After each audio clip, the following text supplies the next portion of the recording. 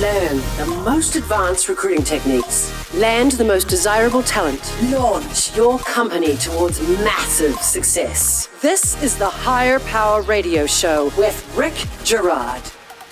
So with the drastic changes in the current work environment, we are pivoting a bit from our hiring topics today and just talking a little bit more about the current landscape. So we're going to discuss how to transition your staff to a work-from-home force by conquering some of the IT issues. Today's quote, intelligence is the ability to adapt to change. Any idea who said that, Mr. Colin Mitchell? Believe that would be Stephen Hawking. Duh, right? Yeah. You're absolutely spot on. I'm Rick Girard, and welcome to the Higher Power Radio Show. We help entrepreneurs and hiring managers avoid costly hiring mistakes by identifying a specific problem and providing proven solutions to enable your companies to win the right hire. We share insights from top-performing rebel entrepreneurs, disruptors, and industry experts like our guest today, Colin Mitchell. He is the CEO of Monster VoIP. Colin is a serial entrepreneur who's passionate about technology and his mindfulness practice. His first entrepreneurial project was with his wife in their apartment living room, which they bootstrapped together to a $5 million in revenue company in 26 months. Most recently, he's been working on Monster VoIP, a nationwide unified communications provider that gives enterprise features at an SMB price. Personally, Colin is an early riser, consistent meditator, and a swimming enthusiast. Colin runs a virtual organization which is thriving, which is what makes him a perfect expert for today's topic. Colin, welcome to the Higher Power Radio Show today. Yeah, thanks so much for having me. I'm happy to have you. Man, one of these days I'll get the beginning of these shows right. Like I figure maybe after 4 years we'll get it down. We'll see. Yeah, that was a little bit of a lengthy intro there for me, but it was I'll take good it. though. All right. So today we're going to discuss why it's important to pivot your workforce to work from home. And then we're going to talk about how to set up and improve productivity and security from an IT perspective. Sounding like fun? Yeah, absolutely. All right. So let's tackle the most pressing issue right now, which is why pivot to a more remote workforce right now. Well, I think most of us don't really have an option, so we're kind of forced to maybe, do something that we wouldn't do otherwise. So very true. So very true. I mean, like it just makes sense. And I know that there's a lot of startups out there that really don't know how to do this. So let's walk them through how you guys did it and give a really good indication of how to do it. So let's run through the basics of what are needed right now. Just what do you need if you want to get your workforce working remotely? Yeah, I mean, so we have almost 40 people on our team, and we've been working remotely for many years now. So this wasn't much of a change for us.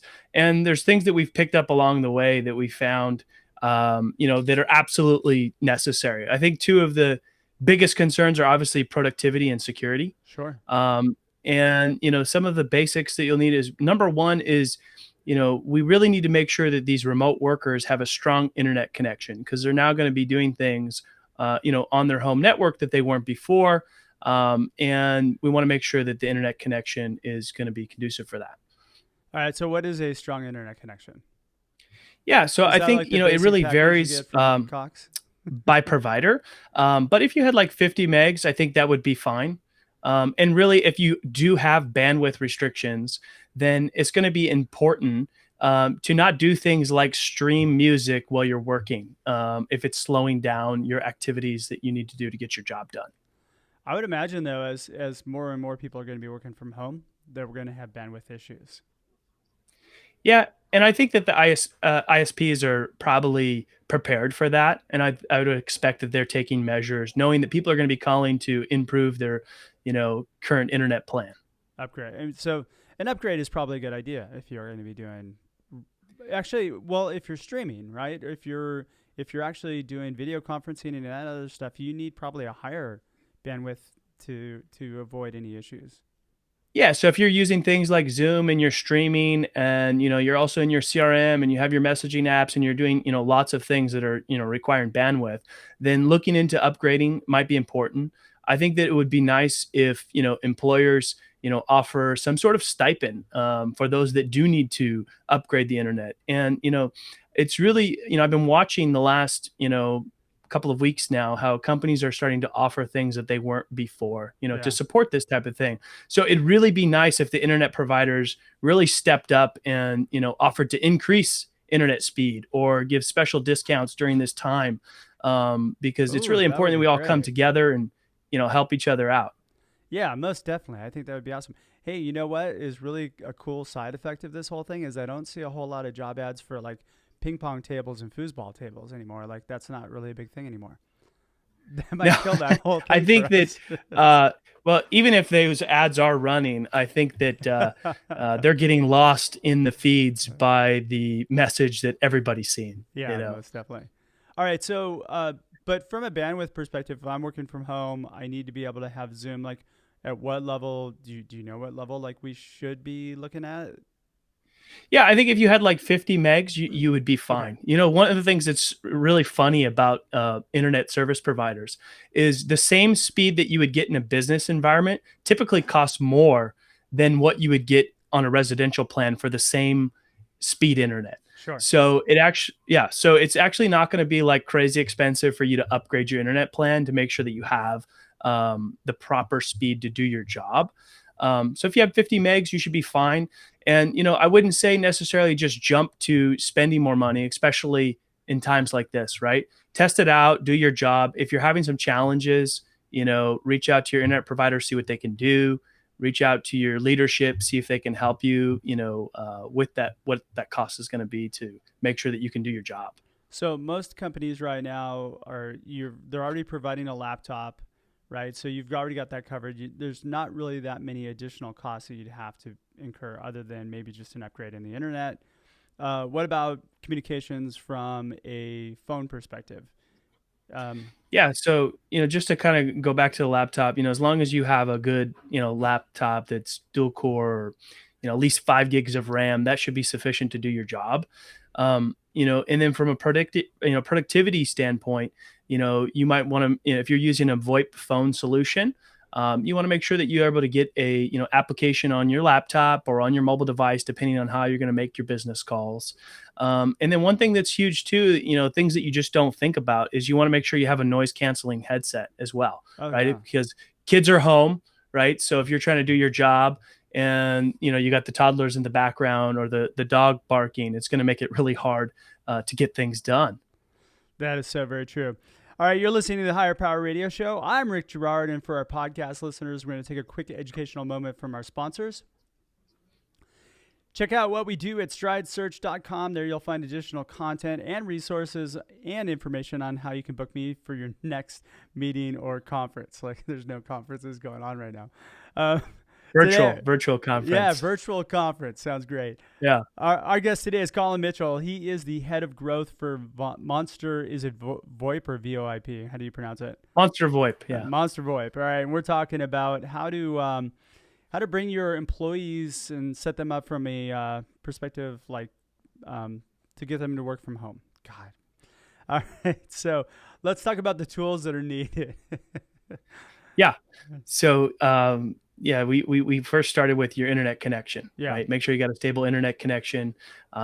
Reach out to your ISP if you need to upgrade. And then making sure you have a good laptop, that's going to be able to handle your job. Perfect. And then your communication, VoIP phone on your mobile app or on your computer. And VoIP phones are great because you can plug them into your home. You can just take them from your office and plug them in, right? Yeah, absolutely. All right. So you'd probably need some configuration, whatever your IT department is doing, in order for you to be able to do that. Yeah, you could reach out to your IT provider or, whoever your phone provider is to help you get that set up. All right, perfect. All right, so let's talk about the two main issues that I know most of the entrepreneurs are thinking about right now, or hiring managers are thinking about.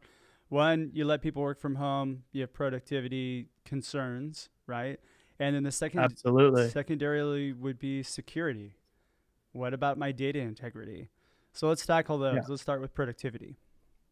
Yeah, productivity is interesting, right? Because, people that work from home like to talk about, working in their PJs, throwing in a load of laundry, getting their dinner ready for the day, right? Sure. Those are some of the perks of working from home. So how do you make sure that your employees are actually doing their job, right?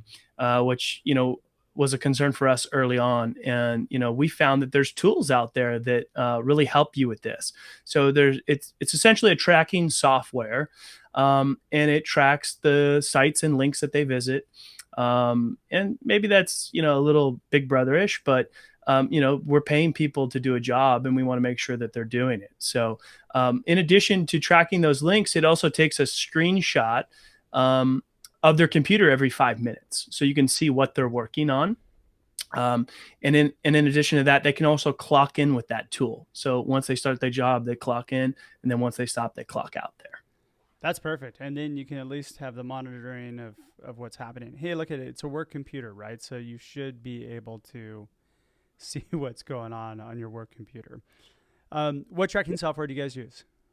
Yeah, so we use a software called Hubstaff, and we found it to be really helpful because we get some good reporting as well. It actually gauges the employee's productivity. So you can see if they're working at 80% or 30%, and maybe you need to review those screenshots or have a conversation with that employee about what they're doing while they're on the clock. And there's a bunch of these tools, by the way, right? I think when you and I were talking, we looked up and I found at least 10, right? There's QuickTime and Time Clock and yeah, there's a bunch of them. If you numerous. just go to Google and search time tracking or employee productivity tracking software, you'll find a bunch of options. Okay, perfect. Most of these are not that expensive, and it's a really super lightweight application that they would download, and they should have no problem with you loading that on their work computer. All right, so what about collaboration software? Because I think that's a big piece of being successful in a remote environment. You need to be collaborative, and you have to be able to do it via video. Yeah, absolutely. So solutions like Zoom and Slack and Skype are super helpful. Some of these tools are free. They cost absolutely nothing, and not for businesses. They will. Yeah. Well, I mean, Slack still has a free free version that you can use. I think it kind of depends on how many people you start getting on there, but and a lot of companies, like I said, they're offering discounts. They're extending their trials. I'm starting to see my inbox flooded with these type of things. So it's good that companies like this, especially with tools that they know people are going to be using, are doing their part to really make it easy to promote this remote worker environment. Most definitely. And you know what I find? There's going to be companies that are still hiring, and the landscape has changed on the hiring front as well. Yeah. I use Zoom, and a lot of my clients use it. We've shifted to almost a entire model now of phone screen and then video Zoom interview. And that's gonna be the new norm, guys. You're gonna have to. Yeah. You're gonna have to, especially if you want to hire. You're gonna have to do it via Zoom. But I've had a client that we've worked with for quite some time. We have a question. How secure is Zoom? How secure is Zoom? We have a question. I'm not an expert on Zoom, so that'd be a good question for them. And unfortunately, they're not one of the sponsors. So exactly. I mean, I don't know. There's probably I would imagine the free version is probably not that secure, but maybe the paid version is. Well, yeah, but I mean, if I don't know. I mean, you're just doing collaboration and work meetings off it. That's a good question. Maybe we'll have somebody on next week that'll talk about how secure Zoom is. All right, so let's talk about the security piece. Again, so we've got the tracking software, we've got the collaboration tools in place. Now, what do we need? Yeah, I think from a security standpoint, the biggest concern is these people are now working from their home network, which is most cases not as secure as their business network, right? That's properly set up and managed by a professional. And times like this, unfortunately, there's cyber criminals out there. They're going to be doubling down their efforts and trying to take advantage of this situation. if we don't have enough things to already be worried about, right? So you need to set security protocols for home internet, right? Yeah, I mean, so like at the basic level, like at least at the laptop, let's make sure that everybody's antivirus is installed, up to date, current, and working. And then, things like if they need to access the business network, having a secure VPN setup is going to be extremely important. And there's even new technology now where you can actually have a cloud-based Active Directory, and that's what we use, and we've been using that for our team for a long time. And what does that mean? People that maybe don't, yeah, sure. So for people that don't know what an Active Directory is, it really helps have more control of the PC, right? So we can limit what people can do. We can limit what type of sites that they can visit. You can limit, so that they don't have administrator access, so they can't download links or malicious links or load any software on the computer without approval. And I think that's something that's extremely important, so that people are not taking advantage in this very vulnerable time. Keep them off the porn, right? Yeah. So adult sites are definitely a good one to block. Right. We used to block social media sites, but since those are, a way of doing business now, we don't block those as much. But people are going to get emails where it looks like they need to reset their password for something that they're familiar with. And, phishing attacks are probably going to be really ramped up at this time. Oh yeah, totally. So if it's not somebody that that's double check it before you even click those links. I mean, that's just a given. You know what? I think you're bringing up a really good point, is that especially during this time, we really need to be hyper aware, hyper focused of the emails that we do get and what we click on. Yeah, absolutely. Absolutely. All right, cool. Anything else from the security perspective? Yeah, so the Active Directory software that we use, I don't know that there's a bunch of them out there. This is kind of a big deal in new technology. We use Jump Cloud, and they offer a free version, I think, for up to 10 PCs. Okay. So, the big thing is a lot of these tools that you need are not that expensive. They're easy to get set up and deploy. Well, look, if you're a small company or like 10-person company, like that's free. Take advantage of that, right? Whatever you do, and I've talked to a lot of IT security people that are like, look at whatever you do, don't let people run off of their own backbones. You need to have your own, data protection in place. I mean, you really definitely do. And also like not saving, sensitive files on your regular local desktop. Yeah. Who knows the world we live in. If your laptop gets stolen or whatever the case is, who knows what we have ahead of us, right? People do crazy things in desperate times, right? So yeah, they do. Saving files in, secure, OneDrive, Google Drive, Office 365, anything that has, sensitive information, being extra careful. All right, perfect. And then, just as an add-on, I think it's important that like people get in the right mindset every day before they start working, right? Because, number one, stop watching the news. You're gonna be stuck on coronavirus stuff all day long. But how are you promoting like well-being? Yeah, I mean, definitely stock up on toilet paper, number one. too late for that, man. That ship has sailed. It's so funny because Save your old newspapers. If things got that bad, would that really be your biggest concern? I don't know. I have friends that all went to Home Depot and bought like bidets that they just hooked up to their toilets. So, yeah, I saw somebody that did that too, and I thought that was so clever, Yeah. So anyway, I mean, trying to stay sane in a time like this is going to be difficult, right? Because we have all this stuff that's really loud in our face saying that we need to panic.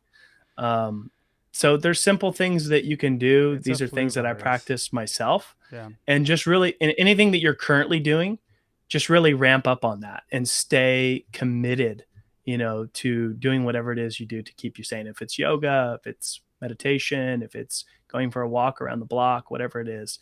But it's also, we're cooped up in our homes. People are, have kids at home. They're not able to get out as much. So these things are going to be even more important.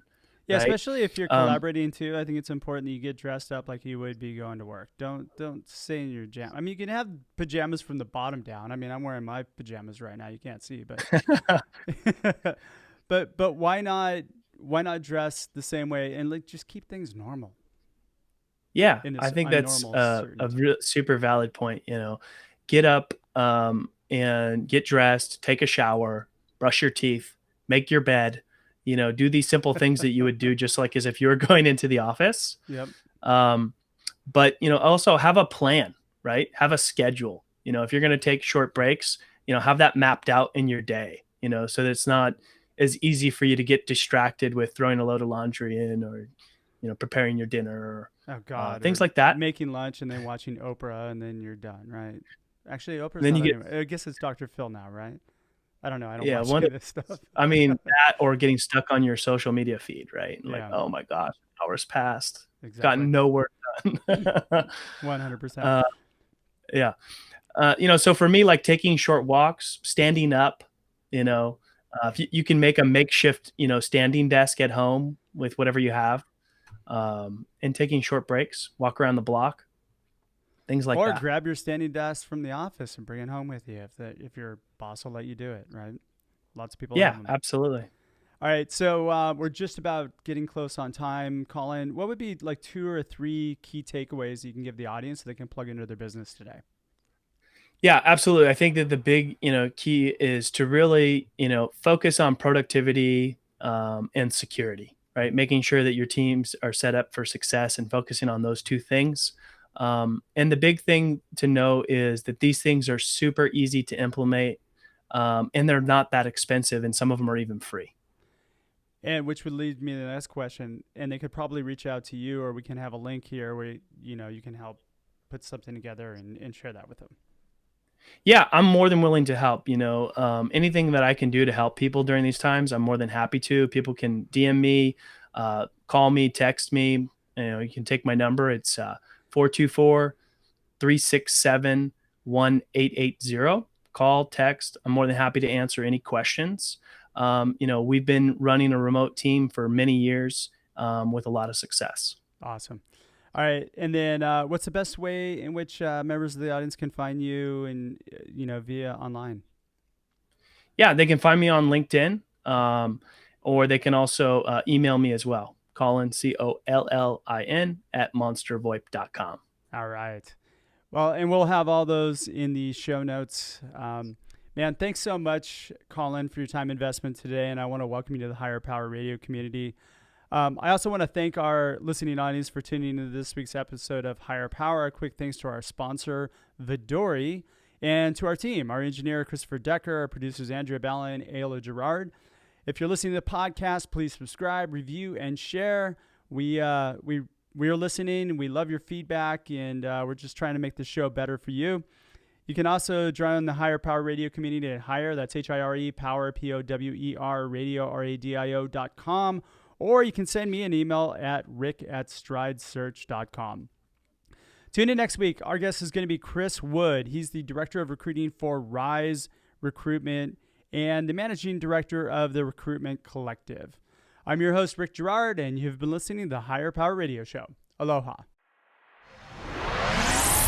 Thank you for listening to Higher Power Radio. Catch our LinkedIn live show every Tuesday at noon, or download the podcast on iHeartRadio, iTunes, YouTube, or your favorite podcast platform. We appreciate you joining us on Higher Power Radio with your guide to recruitment success, Rick Girard.